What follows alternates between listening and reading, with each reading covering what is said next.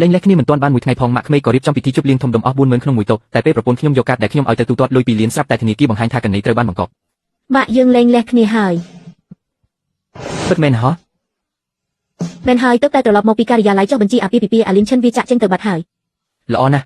់ទីបំផុតដេញអាប្រុសម្នាក់នោះចេញបានហើយយើងទៅកក់សន្តាគារមួយដើម្បីអបអរសាទរឲ្យបាននៅក្រៅទៅមែនហើយខ្ញុំចាក់ចេញទៅហើយប៉ុន្តែលបែងនេះទើបតែចាប់ផ្ដើមប៉ុណ្ណោះត្រូវហើយសន្តាគារយន្តឌីងខ្ញុំយកសាវធំជាងគេ40000ក្នុងមួយតូកក់ទុក50ដុល្លារដើម្បីអបអរសាទរដែលកូនស្រីម៉ាក់បានត្រឡប់មកនៅលីវិញម៉ាក់ប្រាប់ហើយថាអាលីនឈិននឹងវាជាមនុស្សស៊ីបាយកូនស្រីម៉ាក់ធ្វើឲ្យកូនខាតពេលអស់3ឆ្នាំឥឡូវល្អហើយម៉ាក់នឹងណែនាំកូនប្រុសលោកចៅឲ្យគេមានទ្រព្យសម្បត្តិរាប់ពាន់លានឯណោះម៉ាក់កូនទើបតែលែងលះគ្នាតើមិនអាចគុំទាន់បានទេមិននឹងមិនប្រញាប់កូនអាយុ25ឆ្នាំហើយបើអូបន្លាយ2ឆ្នាំទៀតកូននឹងក្លាយជាស្រីចាស់នៅលីវហើយគ្រួសារតកូចៅមានទ្រព្យរាប់ពាន់លានបើកូនរៀបការទៅកូននឹងក្លាយជាជំទាវក្នុងគ្រួសារអ្នកមានសូមអរគុណអ្នកទាំងអស់គ្នាដែលបានមកធ្វើជាសាក្សីនៃជីវិតថ្មីរបស់ជាងយើងអាមនុស្សកំសាកនឹងទីបំផុតវាទៅបាត់ហើយកូនស្រីខ្ញុំក្រោយរៀបការចូលត្រកូលចៅនាងនឹងក្លាយជាជំទាវអ្នកមានសរុបទាំងអស់ហើយមែនហើយអានឹងមើលទៅមិនស័ក្តិសមនឹងតណ្ហានោះទេអ្នកនាងវាកេបត់របស់អ្នកសរុប2លានរូតកាតនេះទៅបានហើយអ្នកនាងនេះជាលើកចុងក្រោយហើយដែលខ្ញុំប្រើកាតអ្នកចាត់ទុកថាបានបញ្ចប់ដោយល្អចុះ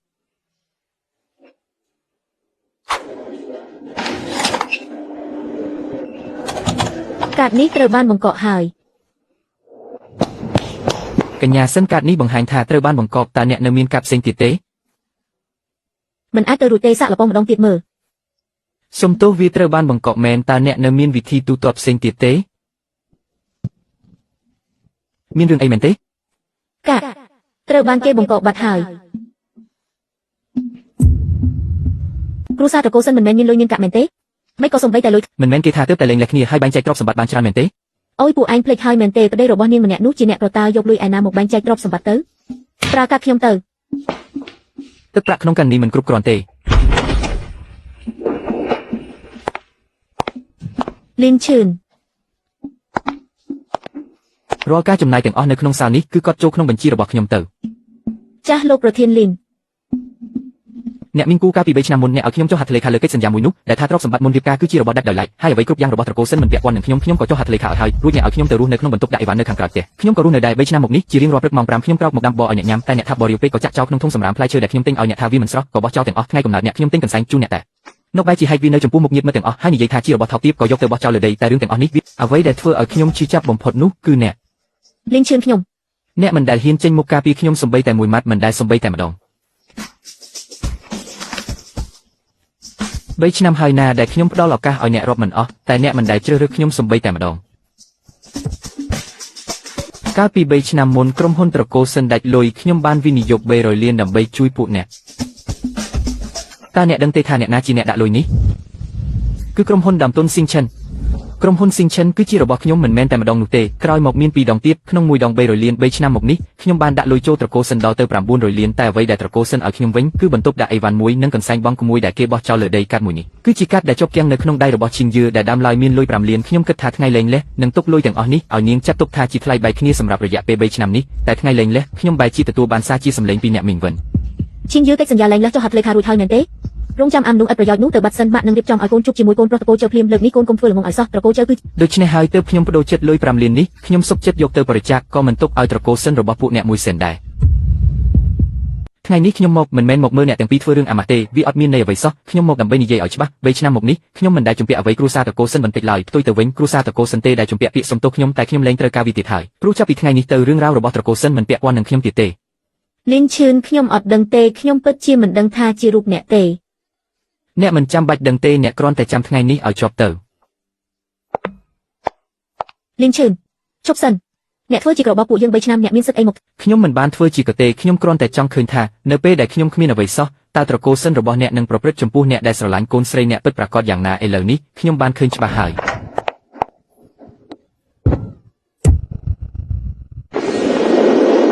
អ្នកមិនទាន់ដឹងទេឬអីគ្រូសាត្រកូលសិនប៉ុន្មានឆ្នាំនេះសុទ្ធតែពឹងលើលុយកូនប្រសាទាំងស្រុងគេដេញកូនប្រសាគេចេញទាំងដែលគេគ្មានកំហុសអ្វីសោះពួកអ្នកត្រកូលសិននេះពិតជាភ្នែកមិនដល់មែន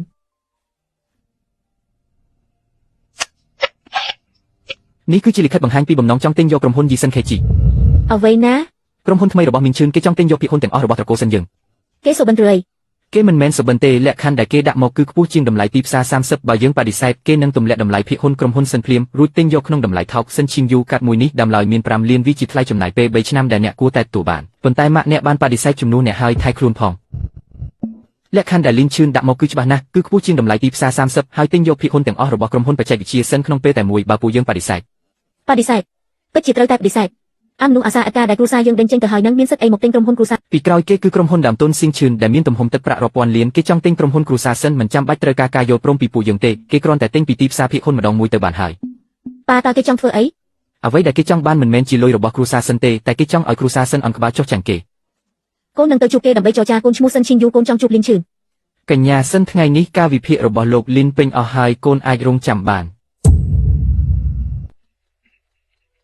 នអ្នកនាងសិនចាលោកប្រធានលីថ្ងៃនេះមិនមកក្រុមហ៊ុនទេអ្នកនាងអាចត្រឡប់ទៅវិញបានតើស្អែកគាត់ទំនេរទេអ្នកនាងអាចកក់ទុកក្នុងប្រព័ន្ធបានប៉ុន្តែតារាងការងាររបស់លោកប្រធានលីគឺពេញដល់ខែក្រោយបាត់ទៅហើយក្រោយពីដកទុនបន្ថែមមកដើមទុនចរន្តរបស់យើងគឺចិត្តអស់រលីងហើយសូម្បីតែប្រាក់ខែក្រោយក៏ពិបាកនឹងបើកដែរចុះប្រាក់កម្ចីធនាគារវិញធនាគារទាំង3កន្លែងបានបដិសេធសំណើបន្តកម្ចីរបស់យើងទាំងអស់ហេតុអ្វីគ្មានហេតុផលទ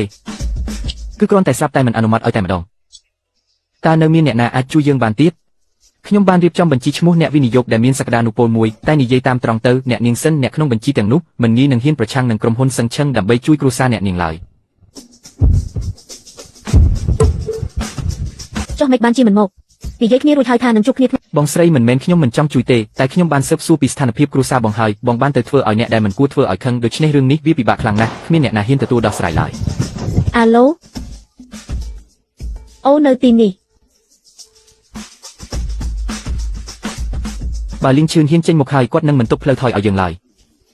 តើគាត់មានអំណាចខ្លាំងដល់ថ្នាក់ណាទៅថ្ងៃនេះគឺជាថ្ងៃដែលមានក្តីសុខបំផុតក្នុងជីវិតរបស់ខ្ញុំសង្ឃឹមថាថ្ងៃបន្ទាប់ទៀតក៏នឹងមានក្តីសុខបែបនេះដែរតម្លៃភាគហ៊ុនរបស់ក្រុមហ៊ុន Shanghai Technology បានធ្លាក់ចុះ23ហើយអតិថិជនធំទាំង3ត្រូវបានយើងដណ្ដើមយកបានហើយលំហូរសាច់ប្រាក់របស់ពួកគេអាចទ្រាំបានតែ2អាទិត្យទៀតប៉ុណ្ណោះចុះ Shen Ming គាត់មានប្រតិកម្មយ៉ាងគាត់បានណាត់ជួបលោក3ដងហើយតែខ្ញុំបានរារាំងទាំងអស់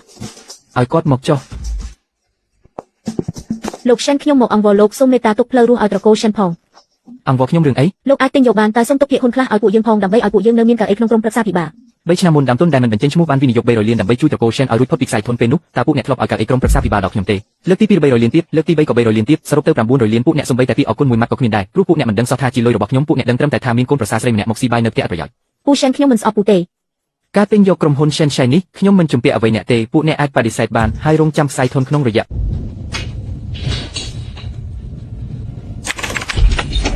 កញ្ញាសិនខ្ញុំឈ្មោះគូនាងសឹងជាជំនួយការរបស់លោកប្រធានថ្ងៃនេះលោកប្រធានមិនមានពេលជួបកញ្ញាទេមានការអីអាចប្រាប់ខ្ញុំបានអ្នកជានរណាលោកប្រធានបានផ្ដល់សិទ្ធិឲ្យខ្ញុំដោះស្រាយរឿងទិញយកក្រុមហ៊ុនបច្ចេកវិទ្យាសិនទាំងស្រុងកញ្ញាមានសំណុំពរអីអាចនិយាយបានឥឡូវនេះខ្ញុំចង់ជួបនិយាយផ្ទាល់ជាមួយគាត់មិនមែនរឿងទិញយកទេគឺរឿងផ្ទាល់ខ្លួនកញ្ញាសិនរឿងផ្ទាល់ខ្លួនរបស់លោកប្រធានមិនពាក់ព័ន្ធនឹងត្រកូលសិនទេអ្នកមានសិទ្ធិអីមកនិយាយជំនួសគាត់បែបនេះមិនមែនខ្ញុំនិយាយជំនួសគាត់ទេគឺគាត់បានចុះហត្ថលេខាលើលិខិតលែងលះរួចហើយកញ្ញាសិនចំពោះគាត់ទំនាក់ទំនងនេះបានបញ្ចប់ហើយបើកញ្ញាសិនមកដើម្បីចរចាពីលក្ខខណ្ឌទិញយកខ្ញុំរងចាំជានិច្ចតែបើជារឿងផ្សេងទៀតខ្ញុំសុំទោសផងពេលវេលារបស់លោកប្រធានមិនទុកសម្រាប់មនុស្សដែលគ្មានតម្លៃខាងពាណិជ្ជកម្មទេមុខមាត់ឯងមើលទៅស្លេកស្លាំងណាស់រឿងលែងលះគ្នានឹងខ្ញុំមិនគេនិយាយគ្នាអស់ហើយរឿងដែលមកឯងរៀបចំពិធីជប់លៀងធំដុំនៅសន្តាគារថ្ងៃនោះគេដឹងពេញបណ្ដាញសង្គមអស់ហើយខ្ញុំខ្លាចជាធ្លុកឲ្យគេសើចចំអកពេញនឹងមែនទេមិនមែនត្រឹមតែជាធ្លុកទេឯងដឹងទេថាគេនិយាយពីឯងយ៉ាងម៉េចខ្លះគេថាត្រកូលសិនរបស់ឯងនឹងភ្នែកមិនដល់គេមានលុយរាប់ពាន់លានតែបែរជាមើលគេមិនឃើញថែមទាំងដេញគេចេញពីផ្ទះដូចជាអ្នកសុំទានទៀតឈៀងយឺខ្ញុំសួរឯងមួយម៉ាត់ដោយស្មោះត្រង់ចុះ3ឆ្នាំមកនេះឯងធ្លាប់ស្រឡាញ់លីងឈឿនខ្លះទេខ្ញុំក៏មិនដឹងដែរខ្ញុំស្មានថាគេមិនសំខាន់សម្រាប់ខ្ញុំស្មានថាបើគ្មានគេជីវិតខ្ញុំនឹងស្រួលជាងនេះតែពេលនេះចុះពេលនេះឯងគិតយ៉ាងម៉េចដែរឲ្យតែពួកអ្នកព្រមទទួលយកតម្លៃគឺអាចចរចាគ្នាបានខ្ញុំដឹងពីរបៀបទិញយកទ្រព្យសម្បត្តិរបស់ស៊ីងឈឿនតែពួកអ្នកក៏ជាក្រុមហ៊ុនធំដែរតើខ្លាចពួកគេដល់ថ្នាក់នឹងមែនទេអាឡូម៉ាក់កុំទេទៀតអីគ្មានអ្នកណាគេជួយយើងទេទាំងអស់នេះព្រោះតែកូនបើកូនចេះធ្វើល្អដាក់លីងឆាំងបន្តិចគេមិនធ្វើបែបនេះដាក់យើងទេបន្ទោសកូនមែនទេពិតណាស់ត្រូវបន្ទោសកូនជាកូនស្រីម៉ាក់បើកូនចេះចាប់ចិត្តគេមិនលែងលះទេកូនសំបីតែប្រុសម្នាក់ក៏ចាប់មិនជាប់ម៉ាក់3ឆ្នាំមកនេះអ្នកដែលចាក់បរដែលគេដាំចោលរាល់ព្រឹកគឺម៉ាក់អ្នកដែលបោះផ្លែឈើដែលគេទិញចោលគឺម៉ាក់អ្នកដែលបោះកន្សែងដែលគេជូនចោលលើដីក៏ជាម៉ាក់ដែរម៉ាក់សួរកូនថាហេតុអ្វីមិនចាប់ចិត្តគេម៉ាក់ធ្លាប់គិតទេថាជាដៃម៉ាក់ផ្ទាល់ដែលរុញគេចេញគេមិនមែនជាអ្នកក្រៅទេកូនស្ដាប់តែសម្ដីអ្នកក្រៅហ្នឹង គេមិនមែនជាអ្នកលោកលីនការវិភាគថ្ងៃនេះម៉ោង 10 ព្រឹកមានកិច្ចប្រជុំវិតម្លៃផលិតផលជាមួយផ្នែក A ម៉ោង 2 រសៀលដៃគូសហការរបស់ក្រុមហ៊ុនវិនិយោគមេងហងនឹងមកជួបពិភាក្សាការងារម៉ោង 7 យប់មានកម្មវិធីជប់លៀងក្នុងវិស័យនេះលោកធ្លាប់ប្រាប់ថាអត់ចង់ទៅទេតែខាងអ្នករៀបចំខលមក3ដងហើយកម្មវិធីជប់លៀងនឹងបដិសេធចាស់យល់ហើយកញ្ញាសិនមកទៀតហើយគាត់មកដល់ក្រមក្រុមហ៊ុនតាំងពីព្រលឹមខ្ញុំក៏ប្រាប់ខាង reception ឲ្យប្រាប់គាត់ថាលោកទៅធ្វើការនៅក្រៅគាត់មានរឿងអីចង់និយាយឲ្យគាត់ផ្ញើទៅខាងផ្នែកច្បាប់ទៅគាត់អត់ចង់និយាយរឿងទិញយកទេគាត់ចង់មកសងរបស់លោកគាត់ថាជារបស់លោកមានសៀវភៅកត់ត្រាហើយនឹងរូបថតខ្លះមិនបាច់ទេឲ្យគាត់ចាត់ការខ្លួនឯងទៅចាស់យល់ហើយលោកយេចាស់អរគុណអ្នកវាជាការងាររបស់ខ្ញុំលោកកាលពីមុនពួកយើងជឿជាក់លើលោកទើបហ៊ានដាក់លុយវិនិយោគក្នុងក្រុមហ៊ុនបច្ចេកវិទ្យាតែពេលនេះក្រុមហ៊ុនកំពុងត្រូវក្រុមហ៊ុនដាក់សម្ពាធភ្ញៀវក៏បាត់បង់លំហូរលុយក៏ដាច់លោកត្រូវតែផ្ដល់ការពន្យល់មកពួកយើងខ្ញុំមើលថាភីគីអ្នកទិញគេផ្ដល់តម្លៃខ្ពស់ជាងទីផ្សារដល់ទៅ30ហេតុអ្វីបានជាលោកមិនព្រមទទួលយកទៅអ្នកដែលគ្រប់គ្រងក្រុមហ៊ុនទិញនោះគឺជាអតីតកូនប្រសាររបស់ខ្ញុំបើអញ្ចឹងកាន់តែត្រូវតែទទួលយកហើយគ្រូសាលោកខ្លួនឯងទេដែលទៅបង្កចំនួនជាមួយហេតុអ្វីត្រូវអូសពួកយើងឲ្យលេចទុកជាមួយលោកទៀតខ្ញុំស្នើឲ្យបើកកិច្ចប្រជុំវិសាមិនម្ចាស់ភាគហ៊ុនជាបន្ទាន់ដើម្បីបោះឆ្នោតសម្រេចថាតើគួរទទួលយកការទិញនេះឬអត់លោកនេះវាជាក្រុមហ៊ុនរបស់គ្រូសាលោកណាក្រុមហ៊ុនបច្ចេកវិទ្យាជាក្រុមហ៊ុនចុះបញ្ជីក្នុងផ្សារហ៊ុនមិនមែនជារបស់លោកម្នាក់ឯងទេបើលោកមិនសុខចិត្តលោកអាចទិញភាគហ៊ុនបន្ថែមកិច្ចប្រជុំម្ចាស់ភាគហ៊ុនបានអនុម័តលើគម្រោងទិញយកនេះហើយក្រុមហ៊ុន Asian Technology នឹងក្លាយជាម្ចាស់ភាគហ៊ុនគ្រប់គ្រងរបស់ក្រុមហ៊ុន Shen Technology យើងនឹងបាត់បង់សិទ្ធិគ្រប់គ្រងហើយនៅសល់ភាគហ៊ុនមិនដល់5ផងចុះយើងត្រូវធ្វើម៉េចទៅថ្ងៃមុខរើចេញពីផ្ទះនេះទៅនៅកន្លែងណាដែលតូចជាងនេះទៅភាគហ៊ុនដែលនៅសល់បើគ្រប់គ្រងបានល្អក្នុងមួយឆ្នាំប្រហែលជាបានរាប់សិបម៉ឺនដែររាប់សិបម៉ឺនគ្រូសាយើងពីមុនចំណាយក្នុងមួយខែមិនមែនត្រឹមតែរាប់សិបម៉ឺនទេទាំងអស់នេះគឺដោយសារតែអ្នកហើយ3ឆ្នាំមុនហេតុអ្វីបានជាអ្នកឲ្យលេងឆេនចូលមកក្នុងផ្ទះយើងម៉ាក់ឈប់ទៅរឿងក្រុមហ៊ុនខ្ញុំមិនយល់ទេប៉ុន្តែអ្វីដែលម៉ាក់និយាយគឺមិនត្រឹមត្រូវទេ3ឆ្នាំមុនគឺគ្រូសាយើងទេដែលតាមចេះចង់លេងឆេនគឺម៉ាក់ទេដែលថាគាត់ជាមនុស្សស្មោះត្រង់និងចេះគិតគូរហើយប្រាប់ឲ្យខ្ញុំរស់នៅជាមួយគាត់ឲ្យបានល្អក្រោយមកអ្នកដែលផ្លាស់ប្ដូរមិនមែនជាគាត់ទេឆេនឆេនីវកូនឈួតទៅហើយត្រូវការដោះស្រាយទេពួកអ្នកទៅរងចាំលើឡានសិនទៅអ្នកមានពេល5នាទីនេះជារបស់អ្នកដែលអ្នកភ្លេចទុកនៅផ្ទះត្រកូលសិនអ្នកយកអានឹងមកឲ្យខ្ញុំចង់និយាយអ្វីខ្ញុំចង់និយាយថាសុំទោសមិនមែនរឿងក្រុមហ៊ុនទេគឺរឿង3ឆ្នាំកន្លងមកនេះខ្ញុំមិនដែលបានមើលថែអ្នកឲ្យបានល្អសោះម្ដងក៏មិនដែរអ្នកនិយាយរួចហើយចុះខ្ញុំអាចនិយាយអ្វីបានទៀតមិនបាច់និយាយអ្វីទាំងអស់សិនឈីងយូខ្ញុំធ្លាប់ឲ្យពេលអ្នក3ឆ្នាំអ្នកមិនដែលនិយាយអ្វីសោះឥឡូវនិយាយអ្វីក៏យឺតពេកដែរលីនឈឿនបើខ្ញុំនិយាយថាខ្ញុំមិនចង់លេងលែងវិញយ៉ាងម៉េចបើខ្ញុំនិយាយថាខ្ញុំចង់ចាប់ផ្ដើមថ្មីវិញយ៉ាងម៉េចអ្នកគ្មានឱកាសទៀតទេលើលិខិតលេងលេះនោះហត្ថលេខារបស់អ្នកគឺពិតប្រាកដមកទ្វារការិយាល័យចុះបញ្ជីអ្នកនិយាយថា3ឆ្នាំហើយគ្មានអ្វីត្រូវគិតទៀតទេនោះក៏ជារឿងពិតដែរលោកលីនអ្នកនាងសិនបានសងរបស់មកវិញហើយតើលោកចង់ឲ្យខ្ញុំតាមដានរឿងនេះបន្តទៀតទេមិនបាច់ទេចាស់ខ្ញុំយល់ហើយលោកលីនមានពាក្យមួយឃ្លាដែលក្នុងនាមជាជំនួយការខ្ញុំមិនគួរនិយាយទេប៉ុន្តែក្នុងនាមជាអ្នកដែលតាមលោកមក5 ឆ្នាំហើយខ្ញុំចង់និយាយមកគុំងាកក្រោយឲ្យសោះបញ្ហាស្នូលរបស់ត្រកូលសិនមិនមែនជារឿងសិនឈីងយឺទេគឺជារឿងរបស់វិនយូហ្វិនឲ្យតែវិនយូហ្វិននៅទីនោះសិនឈីងយឺនឹងក្លាយជាមនុស្សស្រីដែលមិនហ៊ានចេញមុខនៅពេលចាំបាច់ជារៀងរហូតលោកបានផ្ដល់ឱកាសឲ្យនាង3ឆ្នាំហើយវាគ្រប់គ្រាន់ហើយ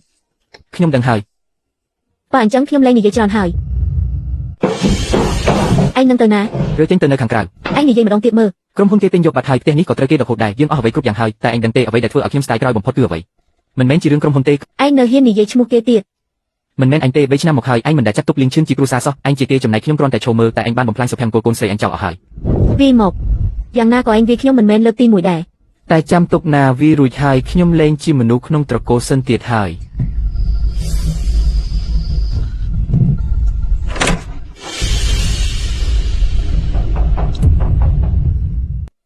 យលោកការទិញយកនេះបានបញ្ចប់ហើយក្រុមហ៊ុន Asian Technology នឹងកាន់កាប់ភាគហ៊ុន67របស់ក្រុមហ៊ុន Shen Technology យើងនឹងបញ្ជូនក្រុមគ្រប់គ្រងថ្មីទៅទីនោះលោកនិងគ្រួសាររបស់លោកនឹងនៅសល់ភាគហ៊ុន3តែលែងមានសិទ្ធិសម្រេចចិត្តលើការគ្រប់គ្រងទៀតហើយពេលហ៎លោកស្រីលេងពិតជាគិតបានល្អមែនគិតបានល្មមមិនឲ្យខ្ញុំចូលប្រជុំក្រុមប្រឹក្សាពិបាលបានតែម្ដងបំណងរបស់លោកស្រីលេងគឺចង់រក្សាទុកក្រុមបច្ចេកទេសរបស់ Shen Technology ព្រោះពួកគេមានតម្លៃណាស់លោកស្រីមិនចង់ឲ្យបញ្ហានៅថ្នាក់គ្រប់គ្រងធ្វើឲ្យបាត់បង់ធនធានមនុស្សទេលោកមានយោបល់អ្វីដែរទេអត់មានទ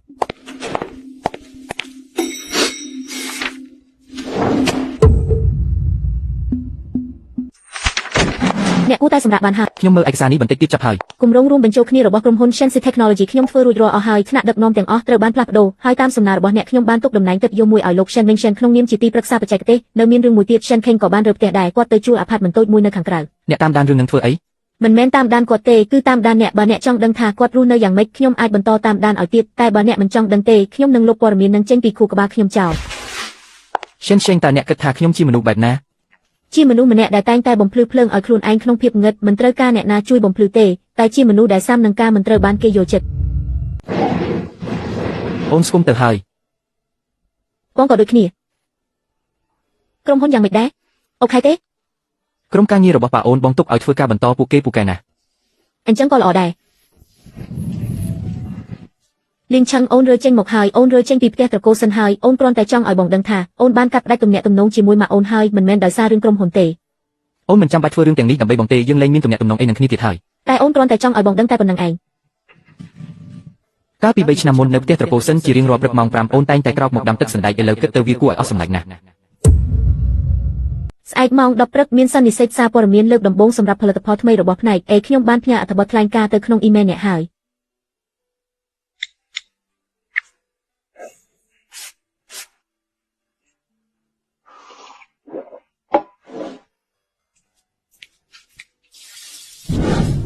លីងឆេន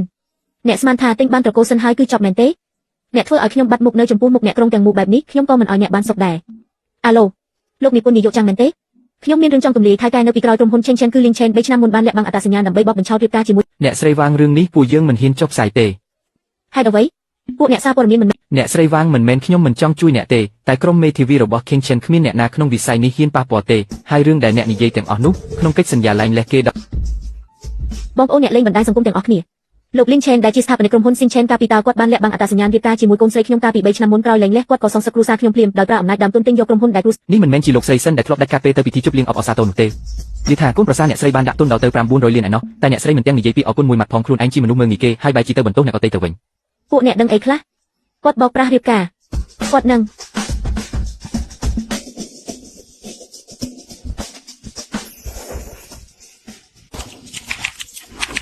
ជីងយឺមានគេមករកអ្នកនៅខាងក្រោម របាយការណ៍នេះធ្វើបានស្អាតខ្លាំងណាស់ កន្លែងដែលអ្នកស្នាក់នៅនឹងសុខសប្បាយទេម៉ាក់ឲ្យមានរឿងហើយ ប៉ាកូនមិនចង់ស្ដាប់រឿងហ្នឹងទេ ជីងយូកូនត្រឡប់មកវិញទៅម៉ាក់កូនគាត់ចាស់ហើយគាត់មិនសូវល្អទេតែគាត់នៅតែជាម៉ាក់កូនណា ម៉ាក់កូនអាយុ26ឆ្នាំហើយកំហុសដ៏ធំបំផុតរបស់កូនក្នុងរយៈពេល3ឆ្នាំនេះមិនមែនការជាមួយលីងឈិនទេគឺការដែលកូនហ៊ានចេញមុខការពារគាត់ពេលគាត់រងភាពអយុត្តិធម៌កូននឹងមិនធ្វើខុសដែរទៀតទ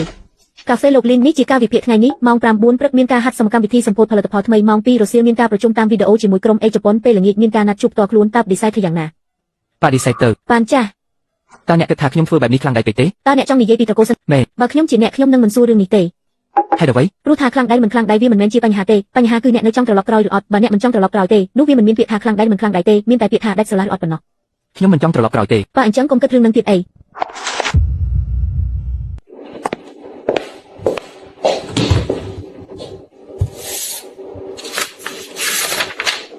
ពេលនេះរំលងអាធ្រាត្រហើយខ្ញុំមិនសុំឲ្យអ្នកអត់ទោសឲ្យខ្ញុំទេហើយខ្ញុំក៏គ្មានសិទ្ធិសុំឲ្យអ្នកអត់ទោសឲ្យដែរខ្ញុំគ្រាន់តែចង់ប្រាប់អ្នកពីរបីរឿងប៉ុណ្ណោះទី1ខ្ញុំបានរើចេញពីផ្ទះត្រកូលសិនហើយខ្ញុំជួលអាផាតមិនតូចមួយទំហំ40ម៉ែត្រការ៉េថ្លៃជួល3,000ក្នុងមួយខែទើបតែដឹងលើកដំបូងថាការរស់នៅម្នាក់ឯងថ្លៃទឹកថ្លៃភ្លើងថ្លៃហ្គាសគឺត្រូវបង់ដោយខ្លួនឯងទាំងអស់ទី2ខ្ញុំរកការងារធ្វើហើយប្រាក់ខែ 12,000 ថោកជាងការបូកមួយរបស់ខ្ញុំពីមុនទៅទៀតប៉ុន្តែនេះជាលើកដំបូងដែលខ្ញុំមានអារម្មណ៍ថាលុយដែលរកបានដោយខ្លួនឯងគឺចាយទៅមានតែសុកណាស់ទី3ការវិភាគអាជីវកម្មដែលអ្នកសរសេរក្នុងសៀវភៅកត់ត្រាខ្ញុំបានអានយ៉ាងយកចិត្តទុកដាក់គ្រប់អត្ថបទទាំងអស់បើអ្នកឲ្យខ្ញុំអានលឿនជាងនេះប្រហែលជាខ្ញុំយល់ពីមនុស្សដូចអ្នកយូរហើយប៉ុន្តែខ្ញុំមិនបានធ្វើបែបនោះទេ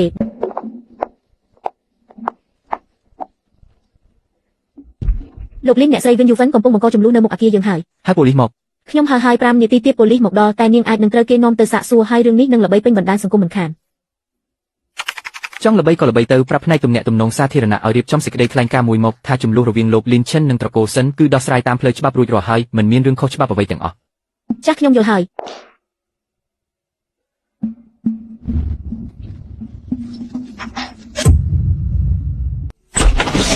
វិញយូវិញត្រូវគេនាំទៅប៉ុស្តិ៍ប៉ូលីសដើម្បីសាកសួររួចហើយឥឡូវគេដោះលែងហើយគ្រាន់តែប្រមានរដ្ឋបាលមួយដងបើគាត់មកទៀតអាចឃុំខ្លួនពីបទបង្កបញ្ហាបានខាងផ្នែកទំនាក់ទំនងសាធារណៈបានចេញសេចក្តីថ្លែងការណ៍រួចហើយខាងប្រព័ន្ធផ្សព្វផ្សាយក៏បានតាក់ទងរួចរាល់ដែររឿងនេះចប់ត្រឹមនឹងហើយ លំបាកអ្នកហើយ នៅមានរឿងមួយទៀត Shen Kengyan បានទូរស័ព្ទមកខ្ញុំនៅពេលព្រឹកគាត់សុំទោសខ្ញុំគាត់ថារឿងរបស់វិញយូវិញធ្វើឲ្យក្រុមហ៊ុនមានបញ្ហាគាត់ថានឹងទៅនិយាយប្រាប់ម៉ាក់គាត់ដែរតែគាត់មិនប្រកាសថាអាចខាត់គាត់បានឬអត់ទេ ចុះអ្នកឆ្លើយតបគាត់ថា ខ្ញុំថាទទួលយកការសុំទោសហើយតែលើកក្រោយមិនបាច់តាក់ទងមកទៀតទេបើមានបញ្ហាផ្លូវច្បាប់សូមទៅតាមផ្លូវច្បាប់ចុះ រឿងម៉ាក់ខ្ញុំសុំទោសផងក្រោយមកទៀតនឹងមិនរំខានអ្នកទៀតទេសូមជូនពរឲ្យអ្នកនិងកញ្ញាយ៉ាមានសុភមង្គល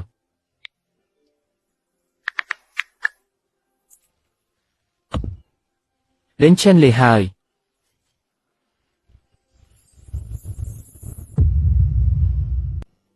មានគេសួរខ្ញុំថាហេតុអ្វីបានជាដាក់ឈ្មោះថាអេចិនយេចិនព្រោះក្នុងពិភពចំនួនការពិតគឺជាអ្វីដែលកម្ររកបានមនុស្សភាគច្រើនមើលឃើញតែសម្បកក្រៅឯមនុស្សតិចតួចទេដែលមើលឃើញពីខ្លឹមសារពិតការងាររបស់ខ្ញុំគឺមើលឲ្យឃើញពីខ្លឹមសារនឹងឯង កម្មវិធីសម្ពោធជោគជ័យខ្លាំងណាស់មានសារព័ត៌មានដល់ទៅ10កន្លែងចង់សម្ភាសតើអ្នកចង់ជួបប៉ុន្មានកន្លែងដែរ ពីបានហើយយកតែសារព័ត៌មានជំនាញទៅ យកហើយខ្ញុំនឹងរៀបចំឲ្យ មានសឹងណែនចេះ ចាសត យកនេះទំនេរទេ ទំនេរ 6 ឆ្នាំហើយ ចាប់តាំងពីឆ្នាំដំបូងដែលអ្នកបង្កើតក្រុមហ៊ុនដើមទុន Change 6 ឆ្នាំនេះអ្នកធ្លាប់គិតចង់ទៅវិញទេ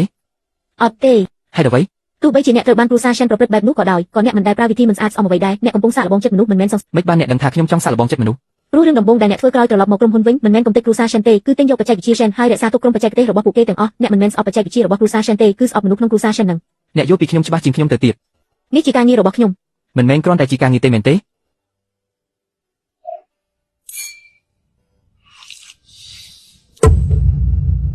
ផ្នែកច្បាប់របស់ក្រុមហ៊ុន Yeyen បានប្តឹងអ្នកហើយពីបទបរិហាកេរ្តិ៍និងបង្កចលាចលដល់ការគ្រប់គ្រងអាជីវកម្មបើតុលាការកាត់ទោសអ្នកប្រហែលជាត្រូវសងសំណងជំងឺចិត្តនិងការខាតបង់ផ្នែកសេដ្ឋកិច្ចទៀត សងខ្ញុំយកអីទៅសងខ្ញុំអស់អ្វី ខ្ញុំធ្លាប់ប្រាប់អ្នកហើយកុំទៅរករឿងលេងឆានទៀត អ្នកបន្ទោសខ្ញុំគឺព្រោះតែអ្នកគ្មានសមត្ថភាពបើការនោះអ្នកធ្វើឲ្យក្រុមហ៊ុនធំជាងនេះ លោកវែនតើអ្នកនៅចាំទេថាហេតុអ្វីបានជាក្រុមហ៊ុនស្ទើរតែខ្សែថនដល់ទៅ3ដងមិនមែនមកពីខ្ញុំគ្រប់គ្រងមិនល្អទេគឺមកពីអ្នកដែលបង្កចំនួនគ្រប់កន្លែងលេងឆានបានវិនិយោគ900លានមិនមែនមកពីខ្ញុំទេគឺមកពីគាត់រៀបការជាមួយ King Yu គាត់មិនមែនជាស្ត្រូវរបស់គ្រួសារយើងទេគាត់ជាអ្នកមានគុណរបស់យើងគឺអ្នកនឹងហើយដែលជាអ្នកដេញគាត់ចេញដោយដៃខ្លួនឯង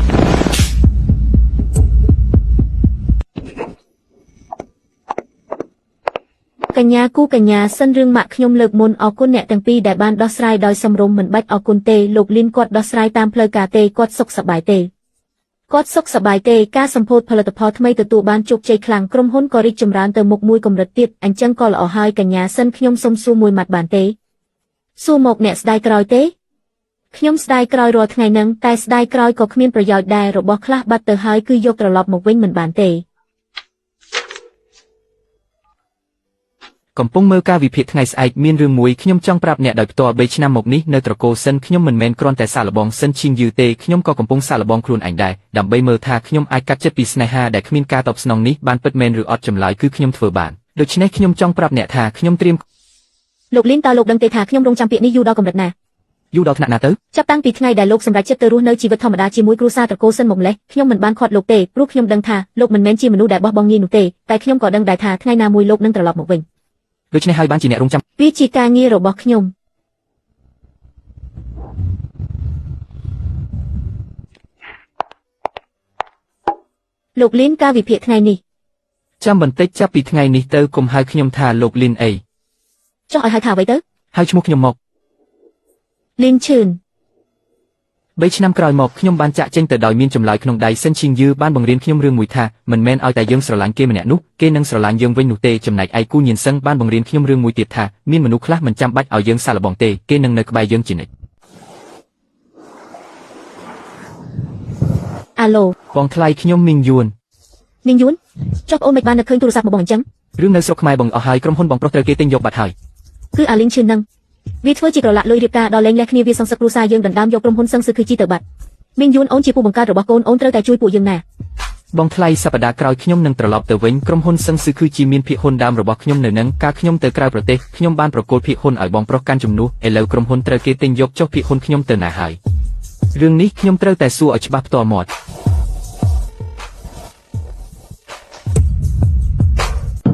កូនស្រីឲ្យមិនបានជួបគ្នារហូត15ឆ្នាំហើយបងប្រុសឯងចាស់ទៅហើយ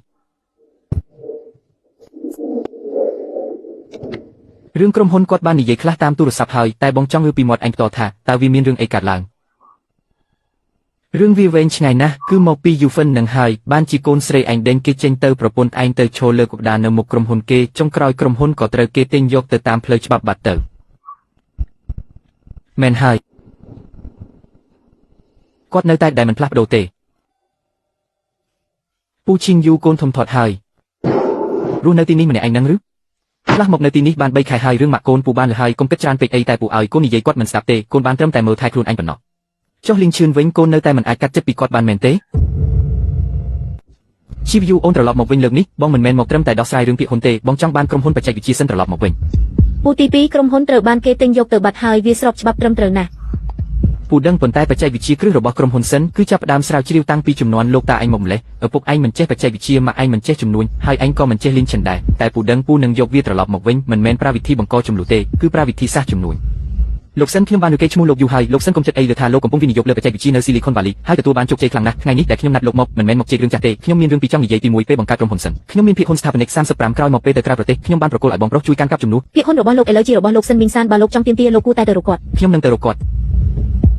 រឿងទី2ខ្ញុំដឹងថាអ្នកទិញយកក្រុមហ៊ុន Shenxi Technology គឺដើម្បីសងសឹកមិនមែនដើម្បីមុខជំនួយរបស់គេទេដូច្នេះខ្ញុំចង់ទិញយកទ្រព្យសម្បត្តិស្នូលរបស់ Shenxi Tech លោក Shen ក្នុងរយៈពេល15ឆ្នាំមកនេះបច្ចេកវិទ្យាមានការវិវត្តច្រើនណាស់វាលែងជាក្រុមហ៊ុនដែលដូចពេលដែលលោកចាក់ចេញទៅការពីមុនទៀតហើយ Shen Mingyuan គឺជាប្អូនប្រុសរបស់ Shen Mingchen ហើយក៏ជាសហថាបនិកដំបូងគេរបស់ក្រុមហ៊ុន Shenxi Technology ដែលកាលពី15ឆ្នាំមុនគាត់មានចំនួនជាមួយ Shen Mingchen ក៏សម្រេចចិត្តទៅ Silicon Valley ម្នាក់ឯងក្រោយមកគាត់បានបង្កើតក្រុមហ៊ុន Yuan Capital ដោយផ្ដោតលើវិស័យ AI និងគ្រឿងអេឡិចត្រូនិក Semiconductor តែមានទំហំគ្រប់គ្រងប្រហែល 20,000 លានយួនសប្តាហ៍មុនគាត់បានត្រឡប់មកប្រទេសវិញដោយមានគោលដៅច្បាស់លាស់គឺយកទ្រព្យសម្បត្តិស្នូលរបស់ Shenxi Technology តើគាត់មានភាគហ៊ុនស្ថាបនិក35របស់ Shenxi Technology នៅក្នុងដៃដែរឬទេតាមផ្លូវច្បាប់គឺស្ថិតក្រោមការកាន់កាប់ជំនួសរបស់ Shen Mingchen គាត់អាចប្តឹង Shen Mingchen បានប៉ុន្តែវាត្រូវការពេលវេលាអាវុធពិតប្រាកដរបស់គាត់មិនមែនជាភាគហ៊ុនទេគឺបទពិសោធន៍គាត់បានធ្វើការក្នុងវិស័យ AI នៅ Silicon Valley អស់15ឆ្នាំមកហើយទំនាក់ទំនងនិងធនធានរបស់គាត់មិនអាចមើលស្រាលបានឡើយអ្នកទាំងអស់គ្នាការដែលក្រុមហ៊ុន Yuan Technology ទិញយក Shenxi មិនមែនដើម្បីសងសឹកទេគឺដោយសារក្រុមបច្ចេកទេសរបស់ Shenxi ពិតជាមានសមត្ថភាពមែនឥឡូវនេះមានអ្នកចង់យកវាត្រឡប់ទៅវិញទោះបីជាគាត់ជឿលើព្រះអត់ក៏ត្រូវប្រើផលិតផលជាអ្នកនិយាយជំនួសវិញតើអ្នកគិតថា Shen Mingyuan នឹងប្រកួតប្រជែងដោយយុត្តិធម៌មែនទេគាត់នឹងធ្វើបែបនោះលោកតាខ្ញុំមើលថាលោកចង់ទិញយកទ្រព្យសម្បត្តិរបស់ក្រុមហ៊ុនបច្ចេកវិទ្យាវិញមែនទេ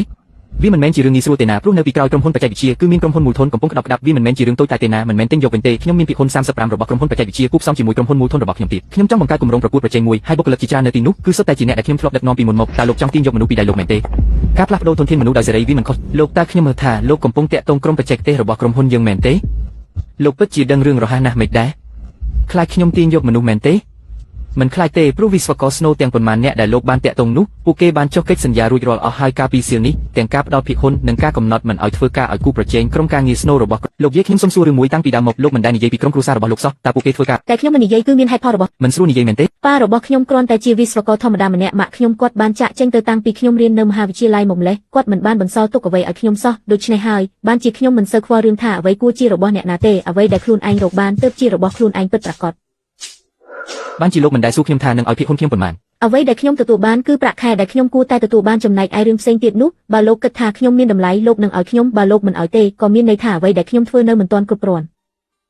់ភាគហ៊ុន5របស់ក្រុមហ៊ុន Shenxi Capital គឺស្ថិតនៅក្រោមឈ្មោះរបស់លោកស្រីរួចរាល់ហើយរៀបចំអស់កន្លះឆ្នាំមកហើយដើមឡើយចង់រកឱកាសដែលផ្លូវការជាងនេះដើម្បីប្រាប់លោកស្រីតែពាក្យសម្ដីរបស់លោកស្រីកាលពីមិញនេះធ្វើឲ្យខ្ញុំគិតថាមិនចាំបាច់រងចាំទៀតទ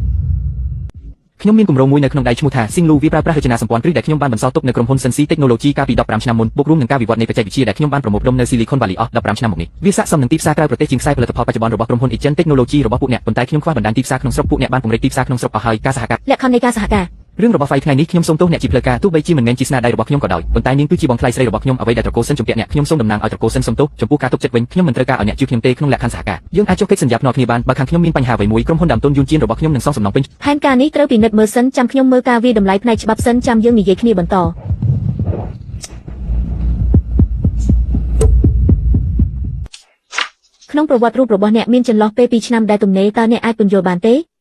2ឆ្នាំនោះខ្ញុំរៀបការហើយធ្វើជាមេផ្ទះពេញម៉ោង1រយៈក្រោយមកក៏លែងលះគ្នាទៅបទពិសោធន៍មួយនេះធ្វើឲ្យខ្ញុំរៀនបានច្រើនហើយក៏ធ្វើឲ្យខ្ញុំកាន់តែច្បាស់ថាខ្លួនឯងចង់ធ្វើអ្វីតើអាចនិយាយឲ្យលម្អិតបានទេ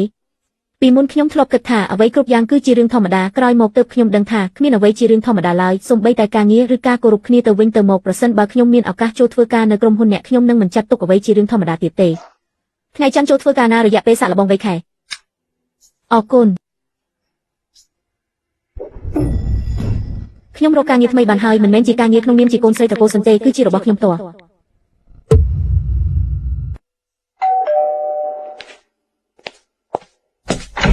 នៅមើលអានឹងទៀតហេភាគហ៊ុន5របស់ក្រុមហ៊ុន Shenxi តើអ្នកដឹងទេថាវាមានន័យថាម៉េចវាមានន័យថាអ្នកជាម្ចាស់ភាគហ៊ុនរបស់ Shenxi មិនមែនជាបុគ្គលិកទេខ្ញុំមិនដែលចង់បានអានឹងសោះនឹងហើយបានជាខ្ញុំឲ្យអ្នក6ឆ្នាំហើយអ្នកមិនដែលសុំអ្វីពីខ្ញុំសូម្បីតែបន្តិចទាំងតំណែងប្រាក់ខែឬតួនាទីគឺខ្ញុំជាអ្នកឲ្យអ្នកដោយខ្លួនឯងទាំងអស់មិនមែនដោយសារអ្នកត្រូវការទេតែដោយសារអ្នកសុំនឹងទទួលបានវាអ្នកដឹងទេថាហេតុអ្វីបានជាខ្ញុំមិនខ្វល់ពីអានឹង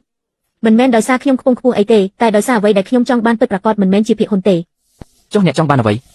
ខ្ញុំទទួលបានវាហើយខ្ញុំដឹងលោកស្រីលេងសង្ឃឹមថាយើងនឹងសហការគ្នាបានល្អណាស់